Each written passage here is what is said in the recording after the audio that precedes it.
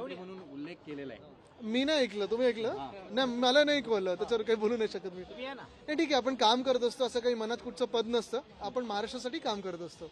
आज मुख्यमंत्री नागपूरमध्ये सभा घेत आहेत, पण असं सभेचं चित्र असं आहे की अनेक खुर्च्या ह्या रिकाम्या आहेत त्या सभेला। पण तिघांमधून नक्की खरा मुख्यमंत्री कोण, हा आधी देखील मी सवाल विचारलेला आहे आणि अनेक वेळा मी हे सांगत असतो की महाराष्ट्राला या घटनाबाह्य सरकारवर, घटनाबाह्य मुख्यमंत्र्यांवर विश्वास बिलकुल राहिलेला नाहीये। आपण पाहता आश्वासनामागे आश्वासनं मिळत असतात, प्रत्येक क्षेत्रातल्या व्यक्तीला आश्वासन मिळालंय, तसंच अनेकांना राज्यसभेचं आश्वासन, कोणाला मंत्रिपदाचं आश्वासन, हे सगळं मिळत जरी असलं तरी विश्वास या सरकारवर नाही आणि म्हणून जे जनतेच्या खुर्च्या आहेत त्यांच्या समोर त्या मोकळ्या आहेत, कारण जसे खुर्ची पकडून बसलेले आहेत त्यांच्यावर विश्वास राहिलेला नाहीये। वंचित आघाडीकडून आज एक ट्विट केलेलं आहे, काल मातोश्री जे बैठक झाली त्यात वंचितला का बोलू नये असं त्या ट्विटमधून सांगण्यात आलं। कसं बघतं त्यांचे आरोप? नाही, मी ट्विट बघितलं नाही, कारण पण काल बैठक म्हणजे काल जे काँग्रेसचे इकडचे ऑब्झर्वर आहेत ते घरी आलेले, ते सदिच्छा भेट होती।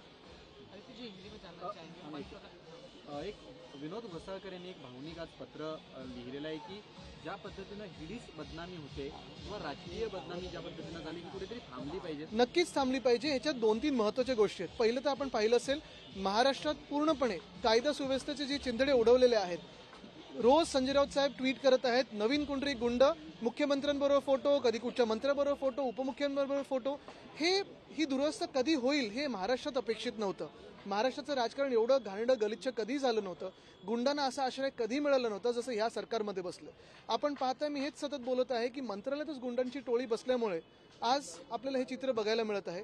एका बाजूला सगळीकडे कायदा सुव्यवस्थेचे हे हाल झालेले आहेत, दुसऱ्या बाजूला आपण पाहता की सामान्य नागरिकांना ह्यांना त्रास व्हायला लागलेला आहे। परवाकडे जे अभिषेक घोसाळकरची जी हत्या झाली, निर्गुण हत्या झाली, आपण पाहिलं असेल फेसबुक लाईव्हवर झाली, आणि हे चित्र कधी महाराष्ट्रात असं नव्हतं।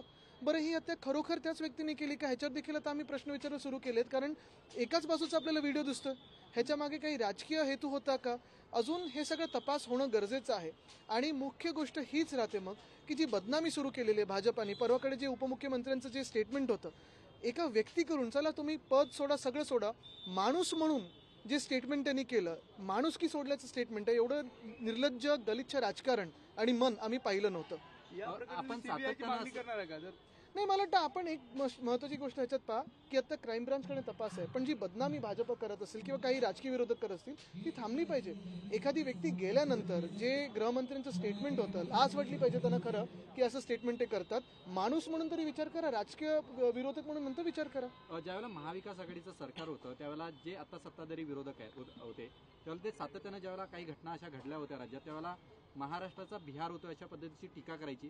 आता महाराष्ट्राची वाटचाल म्हणजे ही सुरू झाली? नाही, हाच पक्ष कोविड, कदाचित जगातला एकमेव पक्ष असेल ज्यांनी कोविडमध्ये पण राजकारण केलं। म्हणजे आपण सगळे लोकांचे जीव कसे वाचवायचे ह्याच्यावर विचार करत होतो, ह्यांनी राजकारण केलं त्याच्यात, म्हणून ह्यांच्याकडून काय अजून वेगळी अपेक्षा करायची। जी लॉ एंड ऑर्डर की अगर हम महाराष्ट्र में बात करें, आपके एमपी प्रियंका चतुर्वेदी ने भी अमित शाह को लेटर लिखा है, किस तरह से देख रहे हैं कि डिस्टर्ब होता हुआ नजर आ रहा है लॉ? एक तकलीफ की बात यही है, मुझे लगता है कि डर का माहौल बनता जा रहा है महाराष्ट्र में, और ये डर सामान्य नागरिकों के मन में है। क्योंकि अगर आप देखें तो पिछले 1-2 महीने में जो भी हादसे हुए हैं, जहाँ भी फायरिंग हुआ है, किसी का किडनैपिंग हुआ है, कोई गद्दार आमदार पुलिस स्टेशन में जाके फायरिंग करता है, कोई भाजपा का आमदार जाके फायरिंग करता है, अगर आपने ये माहौल देखा तो कभी महाराष्ट्र की राजनीति इतनी खराब नहीं थी। हमारे जो खासदार है प्रियंका चतुर्वेदी जी, उन्होंने केंद्रीय गृह मंत्री को भी खत लिखा है, क्योंकि हर एक राज्य में कायदा ये सबसे प्रथम होना चाहिए। अगर आपने देखा तो कानून की बात अगर आए तो जहाँ कानून है वहाँ शांति होती है, जहाँ शांति है वहाँ प्रगति होती है। हमारे राज्य में पहले से तो अगर आपने देखा हो तो पिछले 2 सालों में सारे उद्योग ये भगाए जा रहे हैं यहाँ से, और फिर आज का जो वातावरण है वो एक चिंताजनक वातावरण बन चुका है। सब मुद्दों को लेकर ही एमवीए जो है लोकसभा विधानसभा चुनाव की बात अलग है, ये हमारे राज्य की भावना है। चुनाव हर बार आते जाते रहते, लेकिन ये जो आज महाराष्ट्र में हो रहा है ये पहले कभी ऐसा नहीं होता था। अगर आप देखें तो जिस पुलिस को पावर्स होनी चाहिए गुंडों को अरेस्ट करने के लिए, वो ऐसे ही देखते रह जा रहे, लेकिन गुंडे मंत्रालय में जाके रील्स बना रहे। हमारे वक्त पे तो ऐसा नहीं था। हमारे वक्त पे अगर आपने देखा होगा तो हमने पुलिस को पहले प्रथम इम्पोर्टेंस दिया था। पुलिस हाउसिंग हो, पुलिस का वेपनाइजेशन हो, पुलिस को ताकत देने की बात हो, SRPF की बात हो, ये सारी चीज़ें हमने की थी, लेकिन आज पुलिस की बात तो कोई सुन ही नहीं रहा है।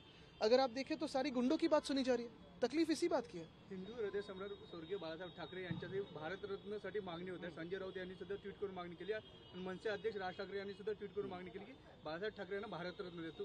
तुम्ही कसं औदार्य बघताय? दाखवलं मला पाहिजे. वाटतं नातू म्हणून मी स्वतःहून हे बोलणं चुकीचं राहील म्हणून त्याच्यावर काही बोलणार नाही, पण नक्की आपण पाहते की मागणी होते सर्वप्रथम सगळीकडून। उनके बाळासाहेब ठाकरे का जो योगदान है उस योगदान के प्रति भारत रत्न ये भाजपा को याद है कि नहीं मुझे पता नहीं। अगर याद होता तो हमारे पार्टी को ऐसे जैसे अभी बर्ताव उनका चल रहा है वैसे नहीं होता। उद्धव साहब के प्रति उनका जो बर्ताव है ऐसे नहीं होता, लेकिन दोस्ती भूल गए, उनका योगदान है वो भूल गए, रिश्ता भूल गए।